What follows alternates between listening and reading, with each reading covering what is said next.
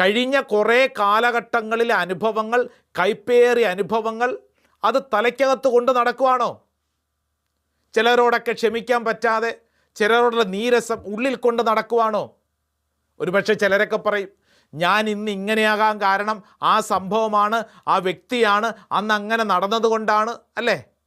ചില ആളുകളെക്കുറിച്ചും ചില സംഭവങ്ങളെക്കുറിച്ചും കുറ്റപ്പെടുത്തിക്കൊണ്ടിരിക്കുന്നത് കൊണ്ട് എന്തു മെച്ചം? തിരുവചനം പഠിപ്പിക്കുന്നു, കഴിഞ്ഞ കാര്യങ്ങൾ ഓർക്കുകയോ പരിഗണിക്കുകയോ വേണ്ട. എന്നിട്ടെന്താ അടുത്ത വചനം? ഇതാ. എന്താ പറഞ്ഞിരിക്കുന്നത്? വചനത്തിൽ പറഞ്ഞിരിക്കുക, യെശയ്യാ പ്രവാചകൻ പറയുക, ഇതാ എന്ന് പറഞ്ഞു കഴിഞ്ഞാൽ ഉടനെ തന്നെ, വെറുതെ എഴുതിയതല്ല, ഇതാ, അല്ലേ? നൗ, ഇപ്പോൾ തന്നെ, ഇതാ ഒരു പുതിയ കാര്യം. അങ്ങനെയാണ് വചനം പഠിപ്പിക്കുക. എന്താ വചനം പറയുന്നത്? ഇതാ ഞാനൊരു പുതിയ കാര്യം ചെയ്യുന്നു, അത് മുളയെടുക്കുന്നത്